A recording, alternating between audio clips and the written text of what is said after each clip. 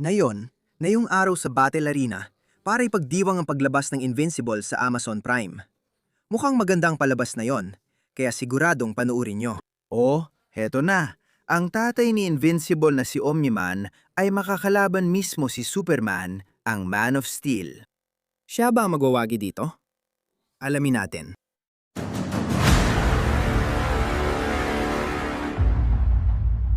Alam naman nating lahat kung sino si Superman. Siya si Superman. Baka hindi mo alam kung sino si Omni-Man.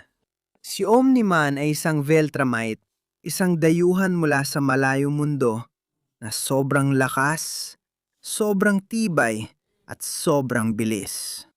Dumating siya sa daigdig at mukhang siyang pinakadakilang tagapagtanggol ng daigdig. Pero sabihin na lang natin na hindi talaga yon nangyari. At hanggang doon na lang ang masasabi ko dahil iniiwasan ko magbigay ng spoilers para sa palabas. Sa madaling sabi, ang dapat mong tandaan ay ang mga Viltrumite ay katulad ng mga Kryptonian at si Omni-Man ay parang Superman sa kanyang mundo. Sige, simulan na natin. Una sa lahat, pag-usapan natin ang lakas at hayaan silang ipakita ang kanilang mga kalamnan. At si Superman ay malinaw na isa sa pinakamalalakas na bayani sa buong DC. Inilan na niya noon ang mundo kasama si Green Lantern, mundo ni na Wonder Woman at Martial Manhunter, at ang buwan kasama si Wonder Woman at Grim Lantern. At kamakailan lang, nag-bench press siya ng bigat ng mundo ng 5 araw na sunod-sunod. Halos hindi man lang pinagpawisan. Ibig kong sabihin, isipin mo yon. Ganyan klase ng lakas ang pinag-uusapan natin dito. Napatumba niya si Mongol sa ilang suntok at si Wonder Woman sa isang suntok lang. Sinuntuntok niya ang impyerno ng malakas, kaya umabot ang pagyanig mula gitna ng planeta hanggang kalawakan. At ilan lang yan sa mga nabanggit. Ibig kong sabihin, natalo na rin ni Superman ang mga tulad ni na Darkseid, Doomsday, Brainiac at marami pang iba. Nasabi na niya dati, kaya niya magpakawala ng suntok na sapat para hatiin ang buwan o durugin ang mga planeta. At napatunayan na rin niya yon dahil may mga taong nasuntok na niya patago sa buwan o kaya naman ay nahati niya ang mga buwan sa gitna. At lahat ng yan ay simula pa lang na mga kaya niyang gawin. Sa madaling salita, sobrang lakas ni Superman. Sa kabilang banda, si Omni-Man naman napatunayan niyang isa siya sa pinakamalalakas na tao sa Invincible Universe. Binato niya ang anak niya ng tumagos sa mga matatayog na gusali at bundok. Winasak ang mga gusali at bayan sa mga laban niya. Marahil ang pinakakahanga-hanga at sigurado akong pinakakahanga-hanga ay nawasak na niya ang isang planeta noon. Siyempre, winasak niya ang planetang yon kasamang 2 pang lalaki na kasing lakas niya. Hindi na matatag ang planeta sa simula pa lang. Pero siyempre, ang pagsira ng isang katlo ng planeta mag-isa ay hindi biro. At saka, hindi tulad ni Superman, si Omni-Man ay hindi naman talaga mabuting tao. Hindi siya nagpipigil kahit konti. Wala talagang pagpipigil. Pinatay niya lahat ng Guardians of the Globe, ang pangunahing superhero team ng Earth. Binugbog niya ng todo ang ibang Viltrumites at pinatay pa nga ang ilan sa kanila. Isang beses, nagawa pa niyang sunugin at wasakin ang buong sibilisasyon. Hindi basta-basta si Omni-Man pagdating sa lakas. Pero ibibigay ko pa rin ang lamang kay Superman dito. Pero paano ang tibay? Nakatanggap ng suntok si Omni-Man mula sa anak niyang si Invincible. Umasta siyang parang walang nangyari. At bukod pa dyan, nakatanggap siya ng mga suntok at bugbog mula kina Conquer, Alan the Alien, Thrag, at Supreme. At kung sakaling hindi mo kilala kung sino ang mga yon, bigyan natin ng kaunting paliwanag. Si Conqueror ang pangalawang pinakamalakas na Viltrumite.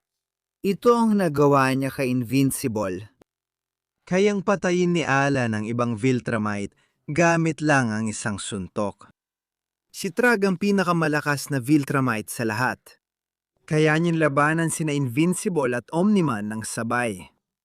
At si Supreme? Well, halos kasing lakas siya ni Superman. Kaya niyang itulak ang buong bansa ng India, labanan ang higop ng black holes o sirain ang mga planeta. Pero paano si Superman? Naitulak siya sa buong estado ng Utah, bumagsak sa Colorado, at naihagis pa hanggang buwan. Sa totoo lang, Ilang beses na siyang napalipad at tumago sa buwan. nakaligtas siya sa Emprix probe dito sa bansa. At ilang beses na rin siyang nakaranas ng pagkawasak ng planeta. Habang pinahina sa isang pocket universe na walang dilaw na araw na nagbibigay lakas sa kanya, si Superman ay ibinangga sa isang planeta na may sapat na lakas. Kaya ang shockwave ay lumabas at mas malaki pa kaysa sa planeta mismo. Dahil nagkapalit sila ng isip ni Bizarro, napilitan si Clark na suntukin ang sarili niyang katawan papailalim sa lupa. Pero lumabas siya sa kabilang panig na ayos lang at tinaman din siya ng Claw of Horse na isang mahiwagang bagay na parang tinamaan ka na rin ng mismong planeta. Nabuhay siya matapos ang banggaan ng Apocalypse at Eugenesis, mga pag-atake ng Voidhound, at nakaligtas din siya sa pagsabog ng Red Sun Eater. Kaya oo, mas malakas si Superman at mas matibay din siya. Siyempre, pag-usapan din natin ang bilis. At kay Superman, alam mo, si Clark ay lumipad mula sa dulo ng universo pabalik sa Earth sa loob lang ng 60 araw. At nagawa rin niyang makasabay kahit sandali lang sa mga tulad ni na Barry Allen, Wally West noon, at nahuli pa nga niya si Flash, Professor Zoom dati. Dagdag pa, kapag gusto ni Superman, mabilis niyang dinaig si Wonder Woman, si Ultraman, si General Zod, si Ursa at si Pizarro. At nakapagpatama siya ng mahigit 4,000 suntok kay Doomsday sa isang iglap. Sobrang bilis niya talaga. Sa kabilang banda, si Omni-Man naman, mas mabilis siya kaysa kay Invincible. Kaya kung lumipad mula Earth hanggang buwan sa ilang minuto. Pero wala siyang kaparehong ipinakitang bilis gaya ni Clark. Sa totoo lang, ang pinakamalaking bentahe na meron si Omni-Man ay ang kanyang bangis. Yung katotohanan lang na talagang mabangis ang taong yon. Sobrang mabangis.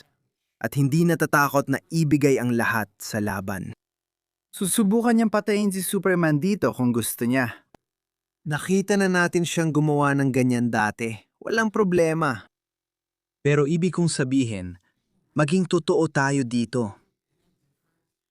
Iba ba talaga yan sa kahit sinong kalaban ni Superman na lagi niyang hinaharap? Oo, mas graphic talaga ang Invincible. Mas madugo kaysa sa kahit anong nangyayari sa DC Comics. Pero sinasabi ba talaga natin na ang isang tulad ni General Zod, o lalo na si Darkseid, ay hindi kasing lupit na mandirigma na hindi rin sinusubukang patayin si Superman? Oo, yan din ang iniisip ko. Kaya pagdating sa mga kalamangan sa laban, hindi ko talaga binibigyan ng malaking halaga ang pagiging handang pumatay lang sa laban na to. Sa kabilang banda, malakas talaga si Clark. Alam nating lahat yan. Pero matalino siyang powerhouse. Yung tipo ng tao na handang gamitin ang bilis niya, ang pagiging versatile niya, at ang paligid niya para makakuha ng kalamangan sa laban.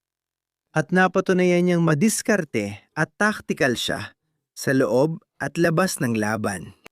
Meron siyang heat vision na sapat ang lakas para mag-vaporize ng mga clone ni Doomsday at sunugin pati ang totoong Doomsday. Natalo na nito si Omak, na one-shot si Despero, at nasunog pa ang mga Empirix probes. Kaya tiyak masasaktan din si Omni-Man. Meron ding freeze breath si Clark. Na-freeze niya sandali si Wonder Woman, napaatras si Darkseid gamit ang freeze pellets, at na-freeze rin si Bizarro. At hindi rin naman masamang mandirigma si Superman. Sa totoo lang, magaling siya. Mas magaling pa kaysa sa inaakala mo. Ipinakita niyang husay at liksi niya kahit wala siyang kapangyarihan. Sanay siya sa Kryptonian martial arts at alam ang ilang pressure points na ginamit niya kay Batman. Sinanay siya ni Wonder Woman. Isa rin siyang mahusay na boksinggero. Mula, lahat ng ito ay isa pang kalamangan para kay Superman. Kaya sa lahat ng yan, sino sa tingin ko ang mananaig dito? Sa tingin ko, si Superman ang mananalo. Si Omniman ay sobrang lakas, sobrang tibay, at siguradong kayang bigyan si Kal ng magandang laban. Pero mas magaling talaga si Superman sa bawat aspeto ng laban na to. Siya ang magwawagi. Kung susubukan mong pabagsakin ang hari, siguraduhin mong magtagumpay ka. At sa tingin ko, pumalpak lang si Omniman. Si Superman ay nananatili pa rin sa tuktok. Panalo si Superman. Ano sa tingin nyo? Gusto ko marinig ang opinyon nyo. Mag-comment lang sa ibaba. Manonood ba kayo ng Invincible sa Amazon Prime? Kung napanood nyo na, anong masasabi nyo? Huwag kalimutang i-like ang video, mag-subscribe, i-on ang notifications, sumali sa Danko Army, at magkita ulit tayo sa susunod.